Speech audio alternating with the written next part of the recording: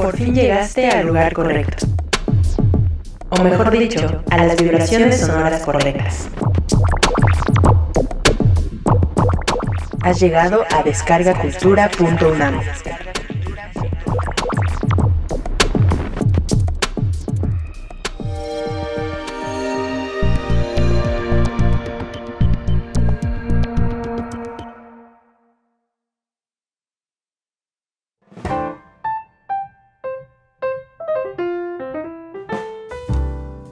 Hola a todos quienes nos escuchan. Como siempre, es un gusto poder compartir el contenido de descargacultura.unam en un nuevo episodio. Recuerda que puedes seguirnos en redes sociales donde también compartimos contenido de la cultura para llevar. Yo soy Paola Famitsai y te invito a que te pongas tus audífonos y me acompañes en este recorrido sonoro. El olvido es la experiencia más común y corriente que tenemos para entender la nada. Es fascinante que haya sucesos que desaparecen tan completamente de nuestra memoria que ni siquiera notamos su ausencia. A mí, descubrir esos huecos en la trama, supuestamente continua de mi vida, me da escalofríos, porque hay días, hay meses, hay años enteros de los que no recuerdo nada. Caras que vi, amigos que tuve, libros que leí y que desaparecieron sin que me diera cuenta.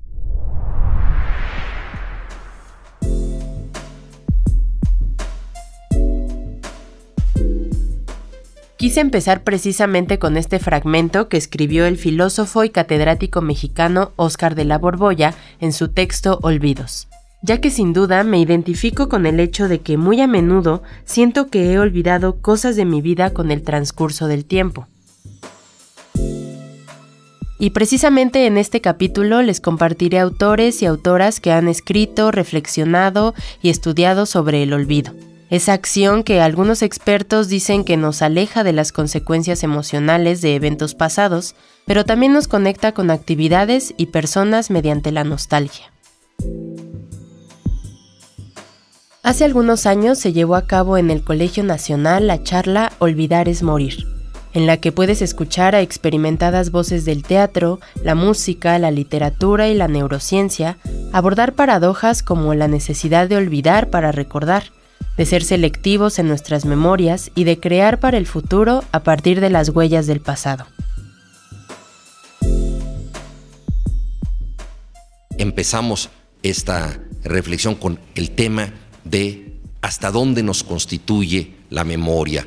Borges escribió un poema que algunos decían que había sido un poema recitado, que no necesariamente se le podía atribuir, en donde habla de que finalmente todos nosotros somos ya desde ahora viviendo el olvido que seremos en el pasado. Estamos hechos de un olvido futuro y sin embargo lo que nos constituye es el ejercicio de recordar. Etimológicamente la palabra recordar quiere decir pasar por el corazón. Recordar, acercar otra vez lo mismo al corazón, es decir, hacer que el sentimiento vuelva a nosotros. Y las distintas artes y la ciencia han tratado de entender el pasado que nos constituye como una manera esencial de comprendernos a nosotros mismos.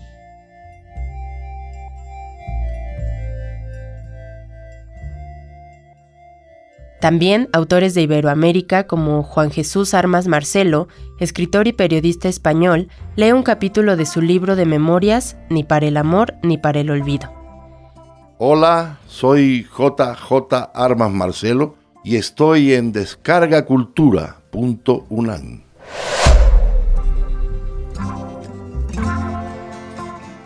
Por otro lado, el escritor y periodista colombiano Héctor Abad comparte Un niño de la mano de su padre, relato que pone a prueba el amor de un hijo y que pertenece al libro El olvido que seremos.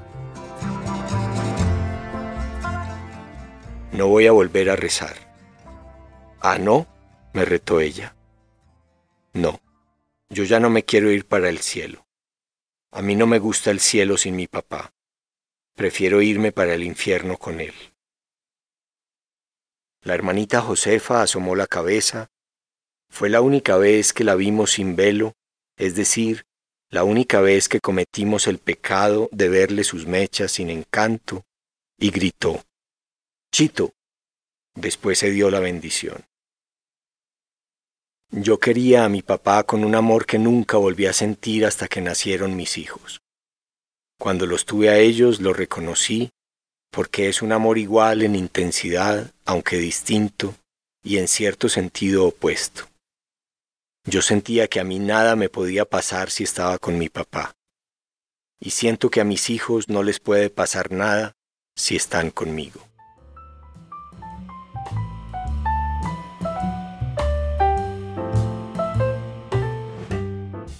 Por su parte, Fernanda Melchor, a través de la crónica La vida no vale nada, cuenta una historia de violencia para tratar de olvidarla. Hola, soy Fernanda Melchor y estoy en descargacultura.unam. Y en la serie Lenguas de México, la escritora oaxaqueña Natalia Toledo lee una selección de poemas en zapoteco y español, donde ella misma plasma sus recuerdos que le ayuden a explorar sus orígenes e infancia. Tidubana sindanishaba nutagunani sasidila. Jigu kabadu, nabegu yulaja sayandani benye. Nyaru kigi nyarugula de bikuninye, tigusiandara gocheza benye. Ganga kajigiru tikinugubia na, purtibinishkije tobisidi jaguni ne kaza. ¿Sabe listidijala? Cuando era niña, me gustaba caminar en el lodo. Mi madre metía entre los dedos de mis pies chiles asados para cicatrizar las heridas. En ese entonces era eterna, porque mi linaje hablaba con las nubes. Te digo una cosa más. Te quise, porque no te conformaste con la imagen que te ofrecía mi pozo, y fuiste a la casa de mi ombligo, y entendiste por qué tuve necesidad de ser otra.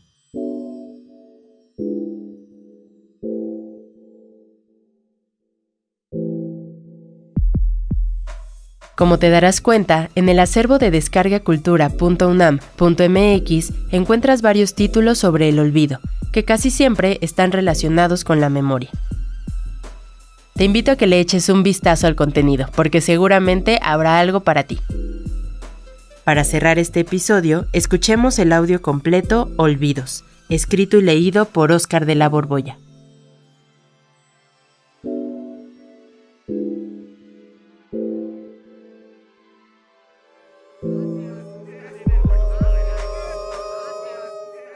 La libertad de ser distinto. Óscar de la Borbolla. Olvidos.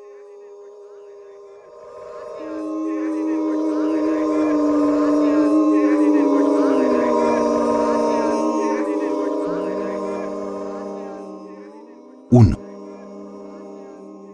El olvido es un territorio inmenso donde las cosas mueren por segunda vez.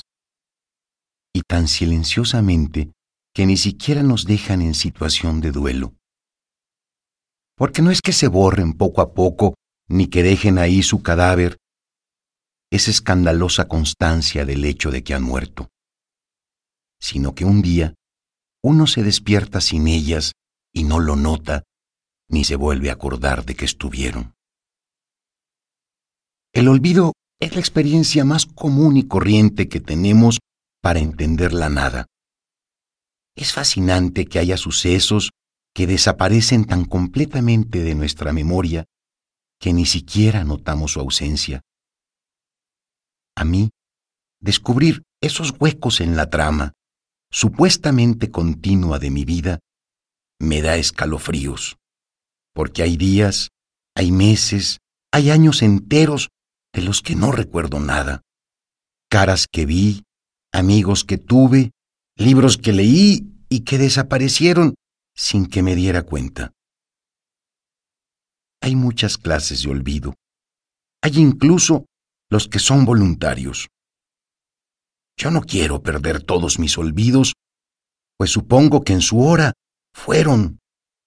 Y, aunque ya no me acuerdo, deben de haber sido importantes. Si Odiseo fue al Hades para preguntar por la ruta que lo conduciría a Ítaca, ¿por qué no habría de viajar yo a la nada para recuperar siquiera 7 de mis olvidos?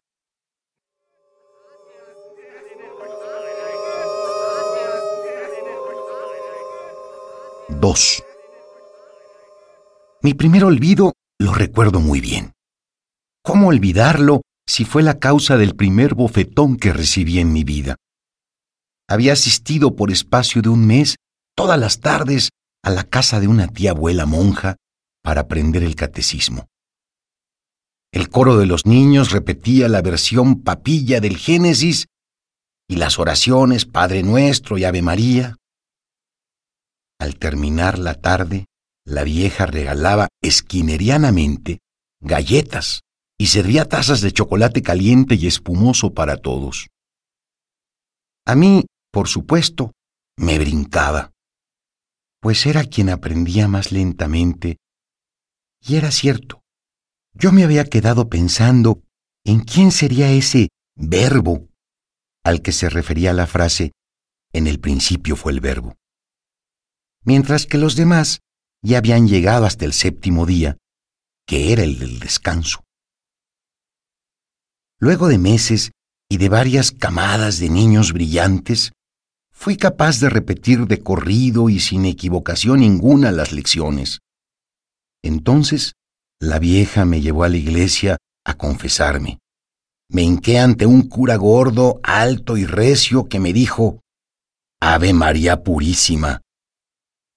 Y yo le contesté, «Con pecado concebida». Ahí vino el bofetón que me tiró al suelo, pues tenía 6 años, y no solo no entendía el asunto del verbo, sino que tampoco entendía las preposiciones sin o con. Eran lo mismo para mí. ¿Cómo pude olvidar la respuesta exacta? Me preguntaba mientras la vieja me reprendía. ¿En qué momento desapareció sin que yo lo notara? Ese fue mi primer olvido, creo, pero ¿cómo saberlo?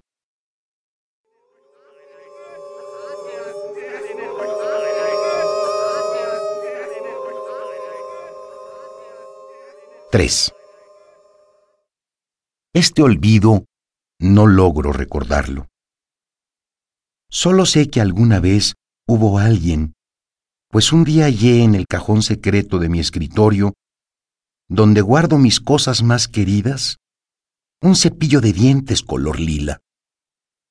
El hallazgo me dejó desconcertado, pues ese cajón no solo está con llave, sino oculto de manera tan discreta que nadie es capaz de notar su existencia. Cada uno de los objetos que ahí conservo tiene un valor muy especial para mí. Cada uno encierra alguna clave.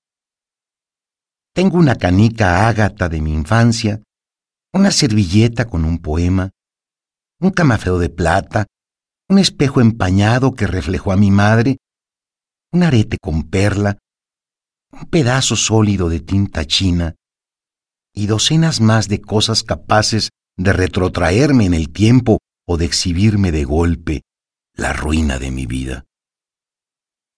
¿Qué hacía ahí, entre los tepalcates de mi arqueología, ese cepillo de dientes? ¿Por qué estaba envuelto en un pañuelo como un fetiche y no aventado con descuido como todo lo demás? ¿De quién era? Me exprimí durante semanas la memoria, puse el cepillo en la repisa del baño con la esperanza de que al verlo en su ambiente me viniera el rostro o el nombre de su propietaria, pero fue en balde. Por el color lila, supongo que fue de una mujer, y supongo que vivió conmigo y que fue importante, pero no la recuerdo, no recuerdo nada. El cepillo sigue en mi cajón secreto. No sé por qué decidí conservarlo si no me dice nada, pero ahí está, y ahora me habla del olvido.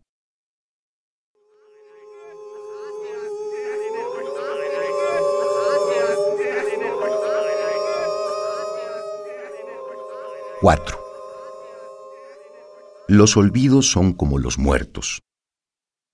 Entre los muertos hay unos que trascienden, que pasan a la historia, pues su obra enriqueció el patrimonio humano. Y hay otros, los más, que son intrascendentes, que solo abonan el terreno donde fueron sepultados y no pasan más que al anonimato eterno. Con los olvidos ocurre lo mismo. Hay unos, muy pocos, significativos, y hay otros, los más, que se diluyen en la fosa común del pasado.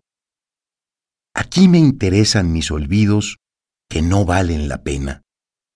Los millares de días que no recuerdo, y me interesan porque son demasiados. De hecho, de mi vida, solo recuerdo unas cuantas anécdotas, unos pocos momentos que sumados, un segundo de aquí, 2 minutos de allá, apenas si completan un par de semanas. ¿Dónde ha quedado el resto de mis años? Me pongo memorioso y recupero otro instante y otro más, pero me siguen faltando muchos. Quisiera convertir este texto en la tumba al olvido desconocido, ese que por insignificante no quedó registrado ni siquiera entre los olvidos importantes. El sabor del café una mañana de agosto, cuando iba de camino a la preparatoria, la forma de una nube que se deshilachó en el viento cuando yo imaginaba no recuerdo qué, la silueta de una mujer que habrá llamado mi atención una mañana calurosa, tantas cosas que no solamente ya no son, sino que ya no fueron.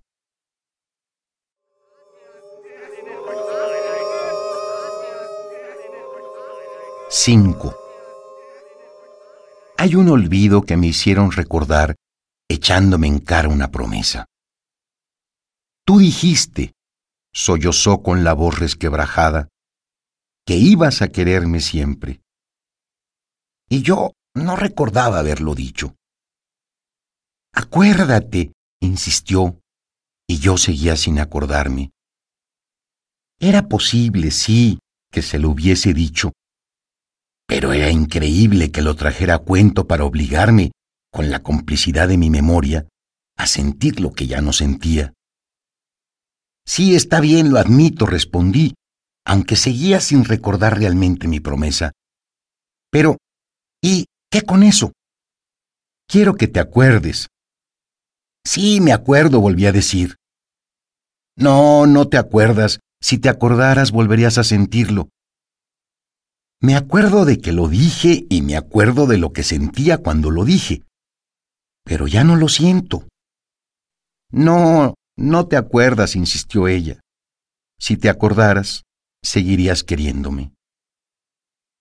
Y me quedé pensando en lo extraño que resultan los recuerdos. Pues uno puede ver el rojo y recordarlo, una cara y reconocerla, o repetir de memoria un poema. En estos casos la recuperación es completa, pues uno al recordar ve el rojo, mira la cara o dice el poema. Pero no sucede así con los sentimientos, pues, aunque había terminado por recordar mi promesa y lo que sentía cuando la hice, no había modo de volver a sentirlo. Recordarme queriéndola no me hacía quererla. Ella volvió a llorar. Por favor, acuérdate. Pero yo no pude acordarme, porque hay olvidos que ni recordándolos se recuerdan.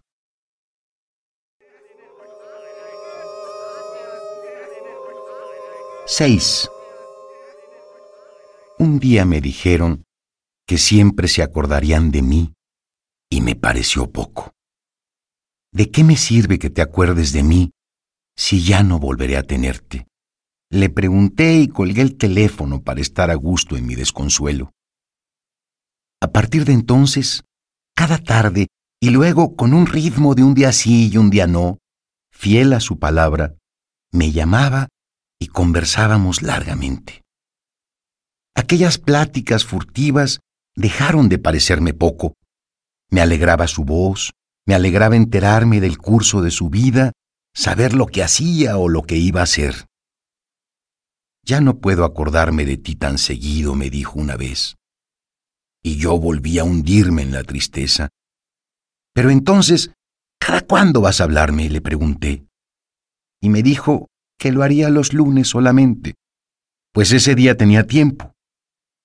Y otra vez sentí que era muy poco. Pero no era tan poco. Los lunes irradiaban una luz que cubría hasta el sábado, y solo el domingo me sentía infeliz. Eso duró no sé cuántos meses, hasta que otro día me dijo que le costaba mucho trabajo acordarse de mí, y dejó de llamarme. Han tenido que pasar muchos años para que llegara a entender que un recuerdo jamás es poca cosa.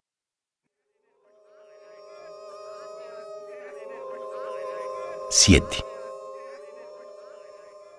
Una buena parte de mis olvidos son fingidos y me han servido de coartada o de pretexto, pero también para salirme con la mía coronando ciertos deseos, pues no hay nada más eficaz para destruir la seguridad de una persona que fingir que uno no se acuerda de ella. Este uso lo aprendí en carne propia, pues es común en el gremio literario del que formo parte. Llevaba muchos años en el ambiente y cada que volvía a compartir una mesa con escritores destacados, tenía que presentarme nuevamente, pues ninguno se acordaba de mi nombre. Era tan exageradamente extraño que primero creí que, a pesar de que ocupaba un lugar en el espacio como cualquier sólido, era invisible o insignificante. Luego pensé en que esa pobre gente padecía de una amnesia imbecilizante, y solo después de mucho tiempo descubrí lo obvio, que su olvido era un olvido calculado. Aquella estrategia me pareció estupenda, no para practicarla con escritores jóvenes, sino con mujeres muy bellas, a quienes haría un bien terrenalizándolas. Quiero decir, bajándoles los humos para que tocaran el piso sobre el que yo me hallaba. Solo puedo agregar que a estos olvidos voluntarios debo un saldo de recuerdos bastante memorables.